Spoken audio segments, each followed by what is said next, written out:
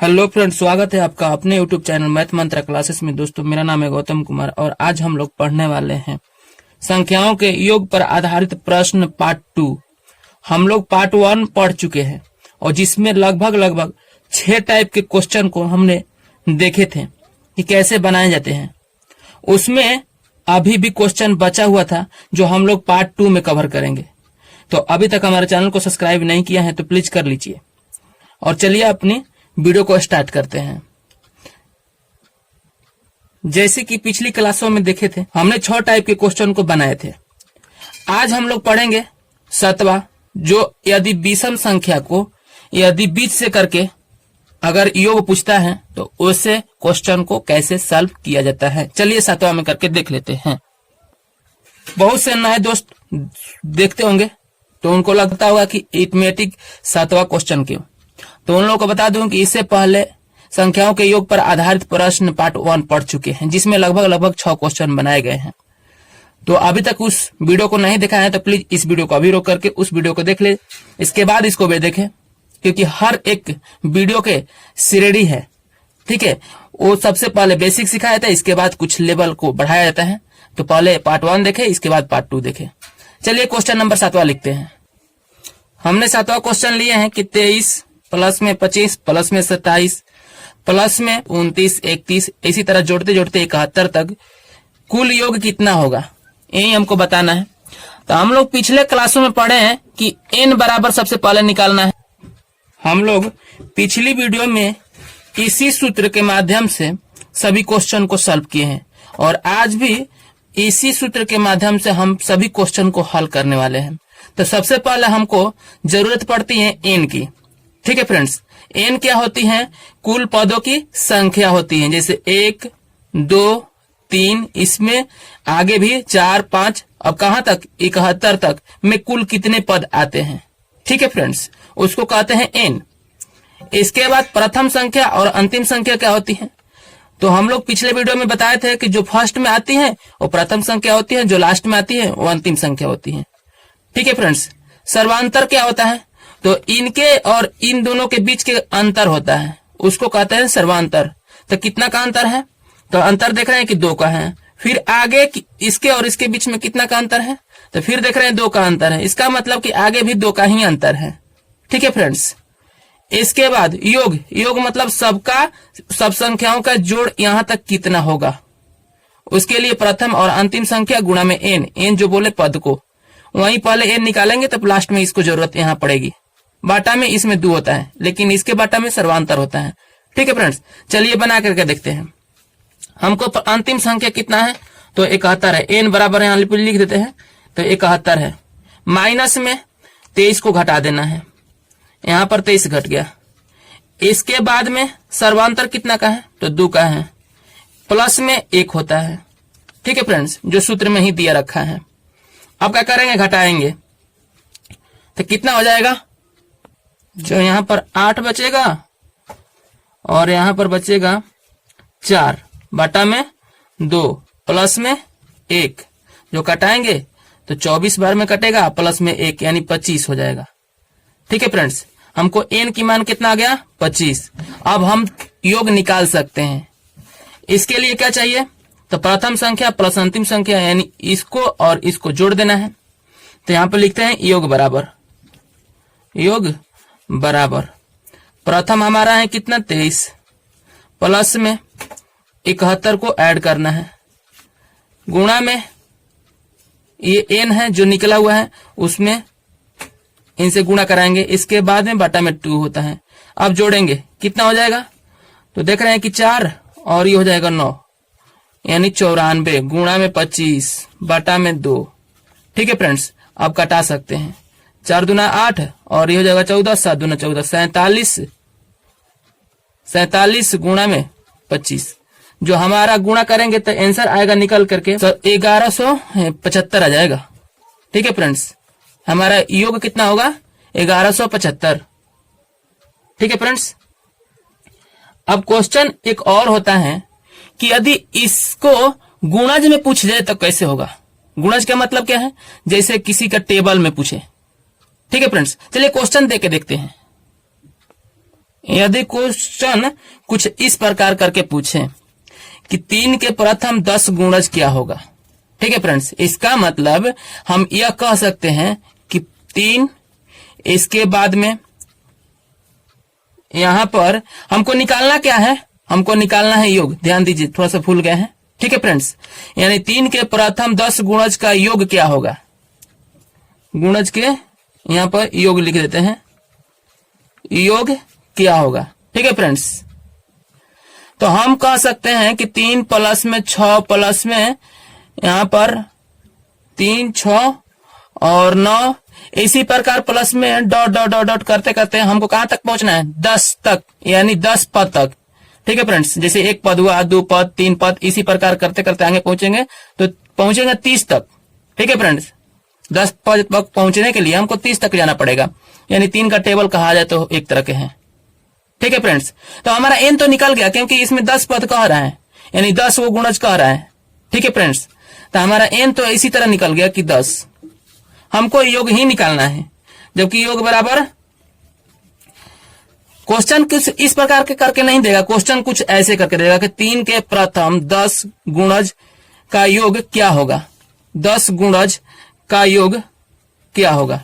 ठीक है फ्रेंड्स, कुछ इस प्रकार क्वेश्चन करके देगा और आपको समझना है कि जब 3 का प्रथम 10 गुणज बोल रहा है, इसका मतलब कि 3 का टेबल है।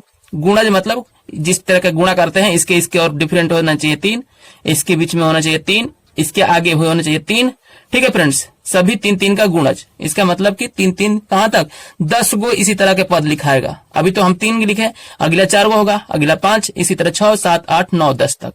ठीक है फ्रेंड्स, तो योग बराबर हमारा हो जाएगा कि प्रथम संख्या प्लस अंतिम संख्या। तो प्रथम हमारा हो जाएगा कितना, 3, और प्लस में अंतिम कितना हो जाएगा, 30। दोनों को ऐड कर देंगे, हो जाएगा 33। ठीक है फ्रेंड्स, गुणा में एन, गुणा में एन हमारा कितना है, 10 है, बाटा में 2 हम कटा देंगे, ये 5 बार में कटेगा, तो हमारा गुणा होगा 33 गुणा में 5, जो हमारा योग निकल के आएगा 165। जो हमारा योग होगा वो 165 होगा। ठीक है फ्रेंड्स, चलिए इसी प्रकार के अगला गुणज लेते हैं, वो कैसे बनेगा आइए देखते हैं। क्वेश्चन नंबर 9 कह रहा है कि 6 के प्रथम 18 गुणज का योग क्या होगा। ठीक है फ्रेंड्स, इसी प्रकार के हम इसको इस तरह का करके हम ऐसे सजा सकते हैं कि 6 प्लस में 12 प्लस में 6 3 18 प्लस में 24 प्लस में कहां तक, हमको 18 को पद लिखना होगा। ठीक है फ्रेंड्स, 18 को पद के लिए हम यहां पर क्या करें कि प्लस में 6 गुणा में 18 कर दे, जो हमारा निकल के आएगा 108। हम कह सकते हैं यहां पर बराबर करके 118 से, यानी इनके और इनके बीच में 6 का अंतर है, इनके और इनके बीच में 6 का अंतर है, यानी सर्वांतर देख रहे हैं 6 का है, इनके और इनके बीच में 6 का अंतर है। आगे भी हम बढ़ेंगे, हम यहाँ पर गुणा में नहीं लिखेंगे, 108 ही लिखेंगे। अगर नहीं पकड़ाता है तो हम गुणा करते हैं। ठीक है फ्रेंड्स, लास्ट वाला कितना संख्या होगा गुणा करते हैं। अब क्या करेंगे कि एन हमारा मिल गया, एन कितना है, तो हमको 18 गो पद लिखना था, 1 गो 2 गो 3 गो 4 गो 5 गो, इसी करते करते हम कहां तक, 18 पद तक। तबे तो हम 6 से 18 से गुणा किए थे। इसके बाद में योग निकालना है, तो योग के लिए हम जानते हैं कि प्रथम और अंतिम जोड़ देना है। तो प्रथम हमारा है कितना, तो प्रथम है 6, अंतिम हमारा कितना है, तो 108। ठीक है फ्रेंड्स, गुणा करा देना है हमको, जो एन आया है उन्हीं से, बाटा में 2 रख देना है।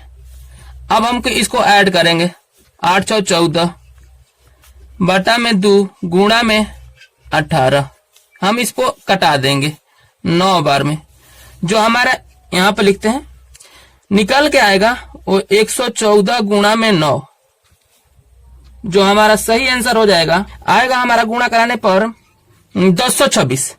कितना होगा, 1026। ठीक है फ्रेंड्स, यह 726 नहीं आएगा, 1026 आएगा गुणा कराने पर। ठीक है फ्रेंड्स, चलिए अगला क्वेश्चन लेते हैं। अगर हम इस तरीके के लिखें, अगर इस तरीके ना लिख करके संख्या में दे तो और आसान पड़ेगा। जो हमको पहले तो n निकालना पड़ेगा, हालांकि इसमें n निकला हुआ आ रहा है। इसे हम 10वां क्वेश्चन को ले लेते हैं, जस्ट उसी प्रकार का है। तो आइए क्वेश्चन नंबर 10वां उसी प्रकार के लिए है। हमको इसमें n की जरूरत पड़ जाएगी, तो n की जरूरत पड़ेगी तो हम यहां पर तो देख रहे थे कि 18 गो गुणज है, इसका मतलब 18 गो n चाहिए। ठीक है, 18 पद चाहिए। 10 गो था तो इसका मतलब कि 10 गो पद चाहिए होगा।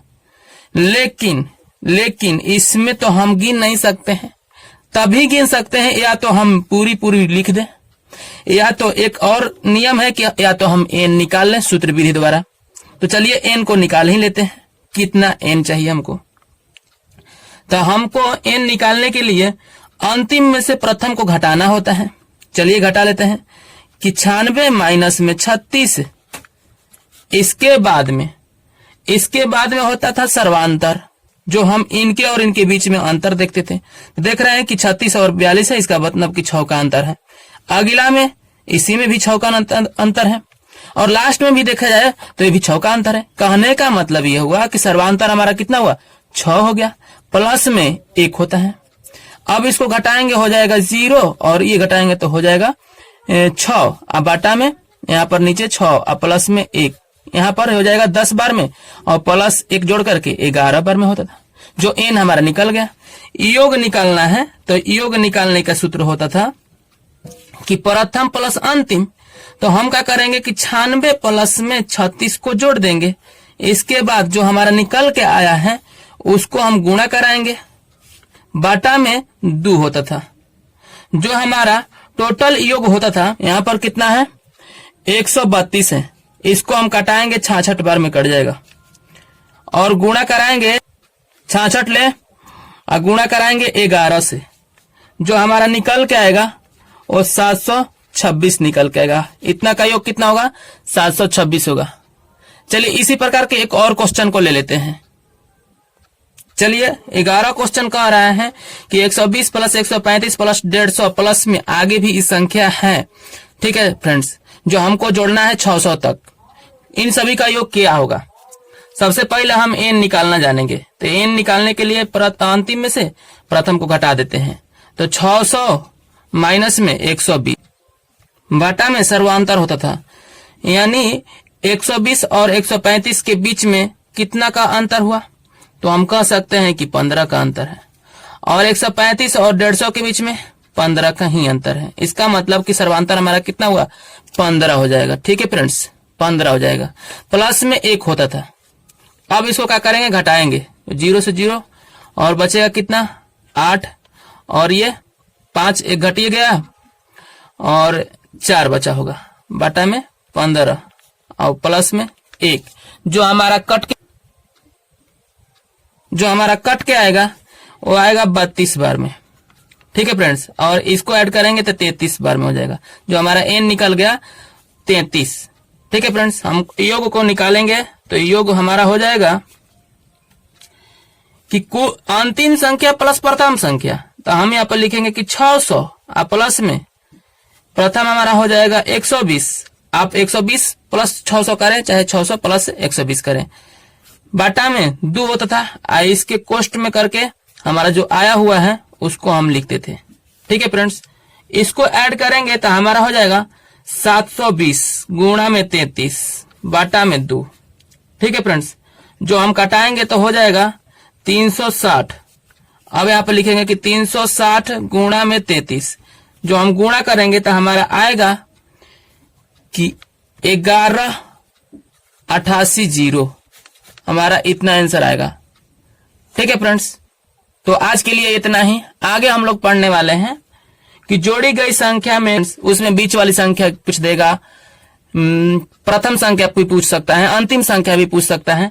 जैसे आप लोग को उदाहरण के तौर पर एक क्वेश्चन बोल देते हैं कि क्वेश्चन कहेगा कि 3 सम क्रमागत या विषम भी कह सकता है, कोई जरूरी नहीं है। 2 ही क्वेश्चन बनते हैं सम और विषम पर, कि 3 सम क्रमागत संख्याओं का योग 24 है, तो ठीक प्रथम संख्या क्या होगी, और ठीक बीच वाली संख्या क्या होगी, या ठीक अंतिम संख्या क्या होगी। इसी तरह के क्वेश्चन अगले पढ़ेंगे जो अगली वीडियो में आएगा।